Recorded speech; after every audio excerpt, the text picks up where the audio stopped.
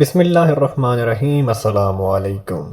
احباب کہتے ہیں کہ حضرت محمد بن سلمان جذولی ایک بزرگ گزرے ہیں۔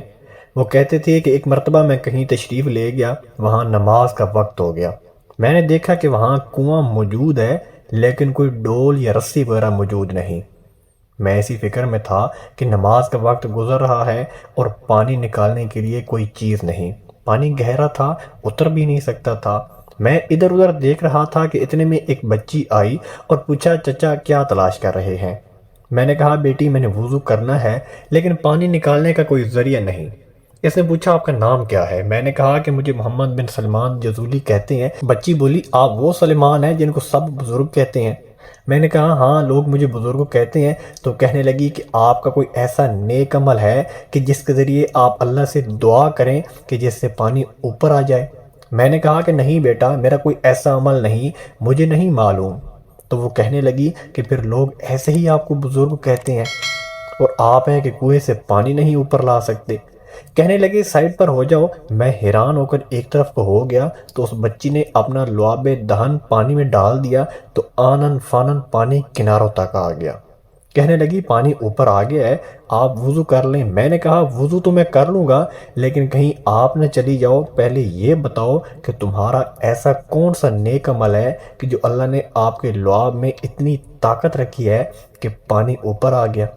تو اس بچی نے کہا کہ چچا ایسا کوئی خاص عمل نہیں، لیکن میں نبی کریم صلی اللہ علیہ وآلہ وسلم پر درود زیادہ پڑھتی ہوں اور میں جب یہ عمل اللہ کے سامنے رکھوں تو اللہ میری ساری حاجتیں دور فرما دیتا ہے۔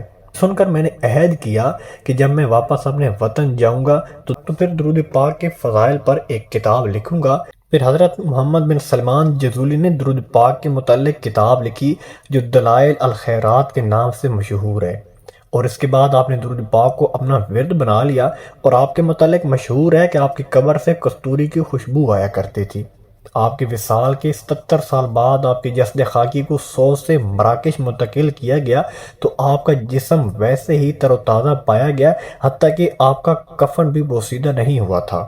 وصال سے قبل آپ نے خط بنوایا تھا جو تر و تازہ تھا، حتیٰ کہ کسی نے آزمائش کے لیے آپ کے رخسار پر انگلی رکھ کر دبایا تو وہ جگہ سفید ہو گئی اور تھوڑی دیر بعد پھر سرخ ہو گئی کہ جیسے زندوں کے جسم میں خون کی روانی کا باعث ہوتا ہے، اور یہ سب درود پاک کے سبب ہے۔ احباب اسی طرح ایک اور واقعہ ہے کہ ایک مرتبہ روم کے بادشاہ قیصر نے حضرت عمر فاروق کے پاس ایک خط بھیجا جس میں لکھا تھا کہ میرے سر میں درد رہتا ہے، کوئی علاج ہو تو بتائیں۔ حضرت عمر نے اس کے پاس ایک ٹوپی بھیجی اور یہ کہا کہ اسے سر پر رکھا کرو، سر کا درد جاتا رہے گا۔ چنانچہ قیصر جب وہ ٹوپی سر پر رکھتا تو سر کا درد ختم ہو جاتا اور جب اتارتا تو درد واپس لوٹ آتا۔ اسے بڑا تعجب ہوا۔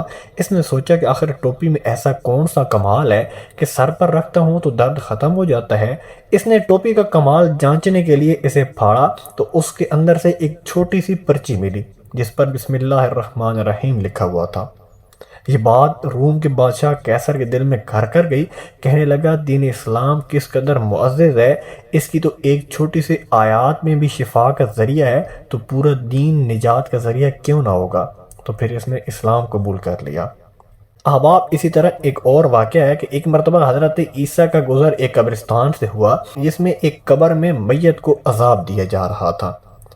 پھر کچھ مدت کے بعد دوبارہ وہاں سے گزر ہوا تو دیکھا کہ اسی قبر میں رحمت کے فرشتے ہیں اور عذاب کی تاریکی کے بجائے وہاں اب رحمت کا نور ہے۔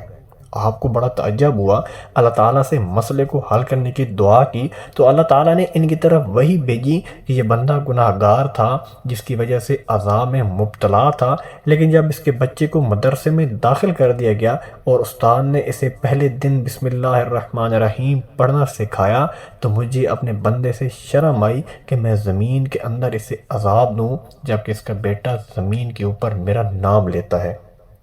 احباب میں امید کرتا ہوں آج کی ویڈیو آپ کو اچھی لگی ہوگی۔